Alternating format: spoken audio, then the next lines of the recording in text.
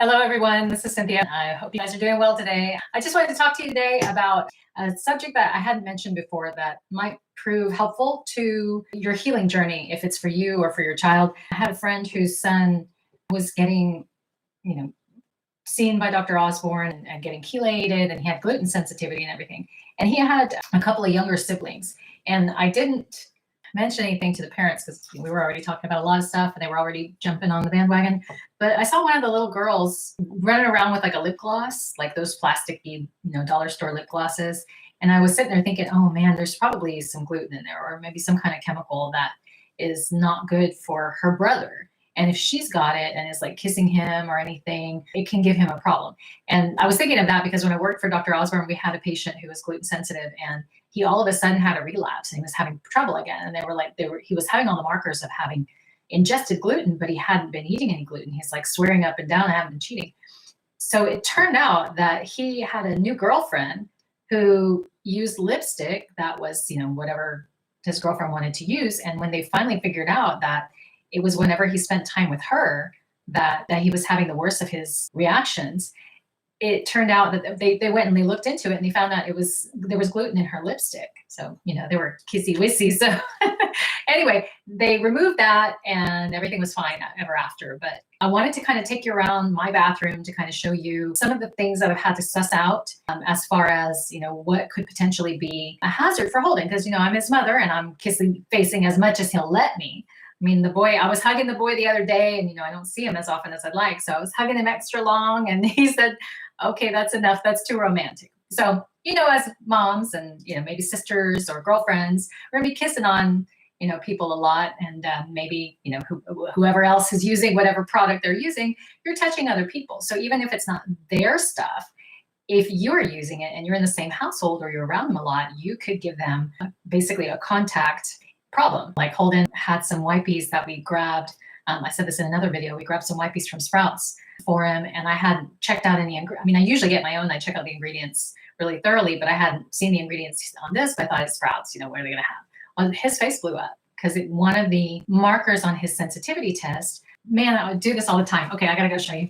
Sorry, this is part of my charm, right? So this is the ELISA-AC test Holden took, and this was like the most expensive test we did. This tested for like 317. So here we go. 317 substances. And these were his strong reactions, and these were his moderate reactions. So you had to like completely go around and eliminate things like, the yellow food dye, which I had already done. See if I can get it closer to you so you can read it better. There you go. Xylitol. Where is it? Okay, sodium benzoate. That is what was in his wipey.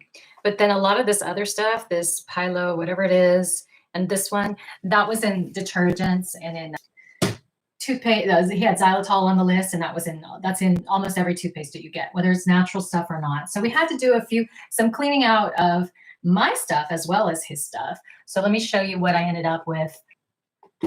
Just because you eventually ingest the xylitol, I got this stuff, this charcoal toothpaste. I was making my own toothpaste for a little while, but that got kind of, a little bit too difficult. And this stuff was really good. I got some of this just because it was on sale. It was a new product that went out. This does have xylitol, so this is my toothpaste, but I figure I'm I'm washing it out. He's probably not going to get too much of it. Other than this, that's the only xylitol thing I really have in the house. And so it's more like, things that are going to be topical that I could, spread to him. I make sure there's nothing in there. But this stuff is amazing. I really like it. It totally whitens your teeth really well. And it's non abrasive. So like I was using baking soda before, and it's very abrasive on your teeth to use baking soda to like get all the scum off and whiten. This stuff is non abrasive and it's amazing. It whitens better than that. So his toothpaste is this very simple. He doesn't like it. It's not bad. I've used it. It's really effective. Like I think it makes my teeth cleaner. Like it feels cleaner than even my toothpaste, but I saved my pennies for this one. This is a Willetta salt toothpaste, and it just basically has nothing in it that he can't have. It's just salt and some other stuff, but none of the stuff that's on his list. So that's kind of what we went through, is just kind of getting it to the bare basics, making sure everything that was on the list of things that he was sensitive to wasn't going to be a problem. So there's that as far as the teeth are concerned. And then I kind of made my own mouthwash. I had this really lovely bottle from an organic tequila. It's Carlos Santana's organic tequila. So while you're in the bathtub and you want to know what to do, what to drink, this is great. It's really delicious, y'all. But I really like the bottle. I don't like to waste things. So I was like, I'll just make that into a mouthwash or some other kind of container. Put some little tassels on it that I had around. What this is 1 part hydrogen peroxide to 2 parts water and some drops of peppermint oil. That cinnamon toothpaste is almost gone, so I'm not even using it anymore. But when I put cinnamon oil in a different, when I had it before, and now I've just switched over to peppermint. So I'll do that. I'll kind of make my own little scented oils, like a perfume. This is a vodka bottle. Y'all, I'm not a lush, I promise. I just like these. When you get this organic stuff, you tend to get some pretty nice, quality items. And I just don't overdo it. I mean, I noticed the change from when I had all this commercial stuff that I get testers for and everything. I had all these products and it was just basically trashing up my place. Now it's almost like you go to minimalization. So I get like a jojoba oil or, almond oil, whatever's on sale is basically what I get. And then I'll pour it in a bottle. Let me turn you around. There we go. So here's a few other products. So I've got like a mother load of oils. Tea tree oil is excellent for fungus. Rosemary oil is great to make a DIY shampoo. Lemon. Castor oil is great for your hair if you want to do like a conditioner. So like that for the conditioning part. And then rosemary and peppermint. I don't have it here. I have it in the kitchen. Lavender oil for DIY if you want to do a lotion or if you want to do a detergent, because that's also a potential problem is detergents. We have to, sometimes I'll make it if I really need to be on the cheap, and sometimes I'll just buy it.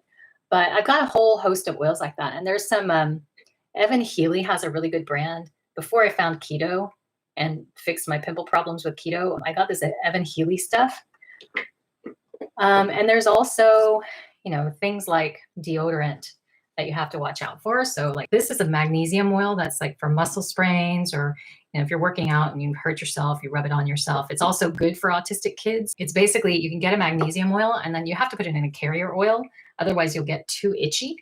But I'll put this on Holden from time to time to help him with the detox process. And there's also Epsom salt baths for detoxing. It's great for muscle problems, but it's also, that's my salt. My Sally the bunny. And that's my little Uruguayan horn it's a spoon. This stuff is excellent.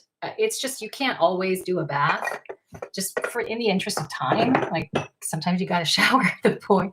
So if I don't do the bath, then I'll do that. And it just helps with detox. Well, that makes a really good deodorant. And then, I'm a lady. So I do have some things that I'd like to kind of keep in check, like, making sure that like circles under my eyes and bags under my eyes aren't too bad. And then trying to keep my skin relatively youthful looking and hydrated looking and in shape. So I've got this My Shell retinol, but I just basically go by what is on sale. What can I afford? Sometimes I can't afford it at all, but if I can find something that is on sale and has like none of the bad things that I can have, then I'll go ahead and go for it and use it. So anyway, let me put you back. So there's more I want to show you. So a couple of the other things, baking soda is like my best friend to me. It balances the pH in like your armpits or any other creases that you want to balance. It's also a great exfoliant for your skin. I always joke that Big Fat Greek Wedding movie where I think her dad, Windex was his like magic cure for anything. Like if your elbow hurts, spray Windex. I use baking soda for all things.